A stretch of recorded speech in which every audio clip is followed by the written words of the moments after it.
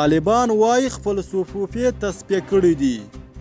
طالبانو څو میاشتې وړاندې د خپلو صفوفو د تصفیې لپاره یو کمیسیون چې مشري لطف الله حکیمي کوله رامنځته کړ او زیات شمېر کسان یې له دندو لرې کړل، خو تر اوسه عامه بدلون د دې ډلې په حرکتونو کې نه دی راغلی، ولې دوی دعوه لري چې د صفوفو څخه یې زیات شمېر کسان لرې کړي دي.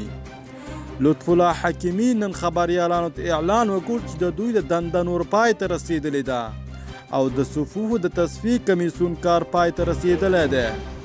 نوموړي وویل چې د خپل چار په موده کې د خلکو څخه 3000 شکایتونه ثبت کړي دي.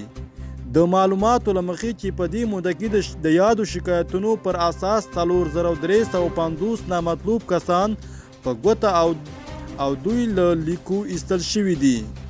پر دې شکایتونه پوره څېړنه هم ترسره شوې ده. ښاغلي حکیمي وویل چې په دغه موده کې څه باندې 3000 شکایتونه ثبت کړي دي. حکیمي مو وویل له دې وروسته به د تصفیې چارې د طالبانو امنیتي چارو کمیسیون ته سپارل کیږي. تاسې څه وایاست؟ آیا په رښتیا هم د طالبانو چال چلن چې بدلون راغلی؟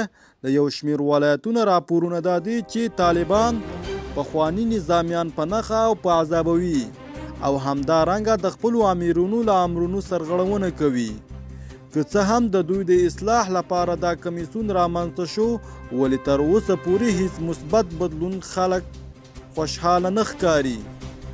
طالبانو په زیات شمېر ولایتونو کې په اعتراضونو بندیز لګولی او که هر څنګه وي خپل مخالفین یې ځپلي دي.